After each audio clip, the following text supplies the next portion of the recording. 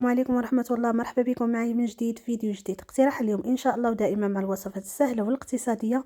اليوم غادي نتقاسم معكم فيديو اللي غادي نحضر معكم فيه حرشة كبيرة في المقلة بجميع الأسرار باش تنجح معاكم، غادي تجيكم رطبة وفي نفس الوقت مقرمشة من على برا. حرشة اللي سهلة واقتصادية بدون حليب ولا ياغورت، من ألذ ما يكون وأسهل ما يكون. بسم الله على بركة الله. في واحد الإناء غادي ندير 3 كؤوس من السميد اللي كيكون ناعم، السميد اللي كنستعملو في البسبوسة، ماشي الفينو اما السميده رقيقه. صافي هنايا غادي ندير انا 3 كؤوس، وكيبقى العبار على حسب المقله اللي غادي تحضروا فيها الحرشه ديالكم. كانت كبيره غديروا اكثر، كانت في هذا الحجم هذا غادي ديروا غير 3 ديال الكؤوس وغادي تجيكم هي هذيك. من بعد غادي نضيف ملعقه من الملح، كذلك غادي نضيف كيس من خميره الحلويات اللي الوزن ديالو 8 غرام، ملعقه صغيره من السكر، وغادي نضيف ملعقه صغيره من العسل. ومن بعد غادي نضيف نص كاس من زيت نباتيه، ممكن تعوضوها بزيت الزيتون، دائما العبار بالكاس ديال العنبه. غادي نخلي هذاك الخليط على جنب، وغادي ناخذ واحد الكاس اللي غادي نوضع فيه راس معلقه ديال خميره الخبز. غادي نضيف ليها القليل من الماء، هانتوما كي كتلاحظوا. غادي نخلطها وغادي نخليها على جنب. صافي كنخليو هاد الخميره هادي كتذوب، وغادي نرجع لداك الخليط ديال السميده وغادي نبسبسو مزيان مزيان. ضروري ما كتدخلوا مزيان داك الزيت في هاد السميده هادي باش كتجيكم رطبه الحرشه ديالكم. صافي هنايا كنبقاو نحرك مزيان حتى كتلبس جيدا بدوك المكونات، وكذلك كتلبس بداك الزيت. شوفوا كي كتولي مرمله. ومن بعد عاد غادي ناخذ داك خميره الخبز وغادي نضيفها. صافي هنايا غادي نضيف ديك خميره الخبز وغادي نضيف معاكم الماء. هنايا كي كتلاحظوا غادي نضيف الكأس الاول، غادي نخلط، ومن بعد غادي نزيد الكاس الثاني. كي قلت لكم دائما العبار ديال السميده راه كيبقى على حسب المقله اللي غادي تحضروا فيها الحرشه. صافي هنايا كي كتلاحظوا من بعد ما ضفت الكاس الاول زدت نص كاس ثاني، غادي نحرك وغادي نشوف الا غادي نزيدو كامل او لا. صافي هنايا بان لي الخليط هو هذاك، فاستعملت انا كاس وربع في هاد 3 ديال الكؤوس. غادي نغطي عليها ونخليها على الاقل واحد 5 ديال الدقائق. من بعد غادي ناخذ المقله اللي دهنتها بالزبده ورشيتها بالدقيق، وغادي نفرغ فيها هاد الحريشه هادي. ضروري ما كنخليوها ترتاح شي شويه، كندوزو نطيبوها. صافي هنايا كي كتلاحظوا كنبداو نقرصوا فيها. في هذه المرحله البنات باش كتبداو تقرصوها كديروا واحد شويه ديال الماء هكا في الوجه ديال الحرشه، وكتبقاو هكا تقرصوا فيها لانها كتكون قصاحت شي شويه. صافي هنايا هانتوما كي كتشوفوا غير شيشه خفيفه ديال الماء فوق الحرشه، وكنبقى كنوزعها فوق المقله بشويه بشويه وانا كنقادها حتى كتولي متساويه فوق المقله. صافي هانتوما كي كتلاحظوا كتعطيوها شويه ديال الخاطر باش كتجيكم قاده الحرشه ديالكم، وما كيبقاوش فيها كاع هكا كيبانوا الرؤوس ديال الاصابع اولا صبيعتنا فيها.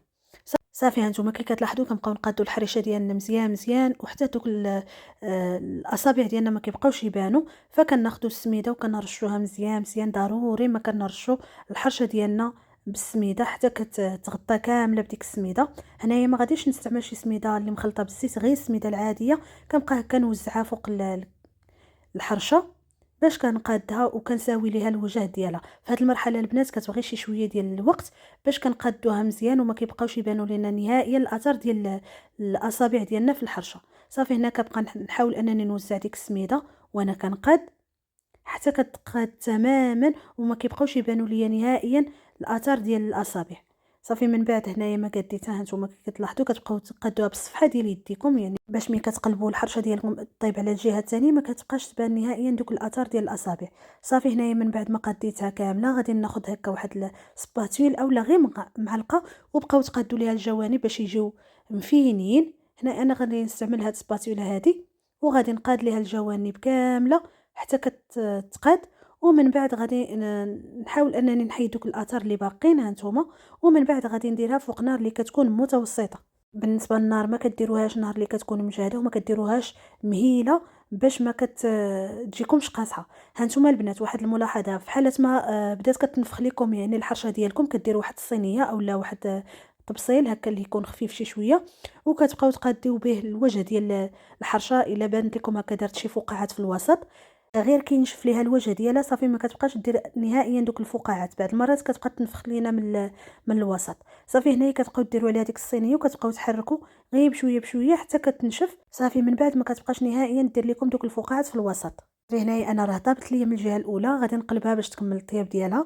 هنايا صافي غادي نحيد هاد شويه اللي لصق ليا غير شي شويه. هانتوما كيشوفوا تبارك الله ما شاء الله راه كتجي محمره، راه ما محروقاش البنات غير محمره. صافي بالنسبه لهداك الشيء راه كنسوديه، ومن بعد غادي نخليها حتى كطيب من الجهه الثانيه. ودائما البنات نار اللي كتكون متوسطه، ما ديروهاش نار مهيله بزاف باش ما تقصحش لكم الحرشه ديالكم، وكذلك ما ديروش عافيه اللي كتكون مجهده باش ما تشوطش وتحرق. صافي هنايا البنات راه غير محمره، راه ما محروقاش نهائيا. كنخليوها حتى كطيب وعاد غادي نقدمها معكم. هنايا البنات الحريشه ديالنا من بعد ما طابت، ها نتوما شوفوا كتجي محمره، اللون ديالها موحد. غادي نحيدها من المقله ومن بعد نتلاقى معكم. صافي هنايا من بعد ما طابت لينا الحرشه ديالنا، هانتوما شوفوا كي كتجي محمره، اللون ديالها ذهبي. غير تبعوا هاد المراحل البنات وغتجي لكم الحرشه رطبه من الداخل وكذلك كتجي مقرمشه من على برا. انا اكيد ان شاء الله الا جربتوها غادي تعجبكم. فضروري من طبيعه الحال قبل ما نسالي معكم الفيديو غادي نقسم معكم بالنسبه لهاد الحرشه هذه. ما كنتش معوله نهائيا انني نصورها، في اخر لحظه وجدتها الفطور وقلت ضروري غادي نصورها معكم. وخا الصراحه ما قدمتهاش معكم على خاطري، يعني غير فوق البوطه قسمتها معاكم. ضروري ما غادي نوريها لكم، فاجئت البنات رطبه ومقرمشه في نفس الوقت، غادي نوريها لكم عن قرب رائعه بمعنى الكلمه.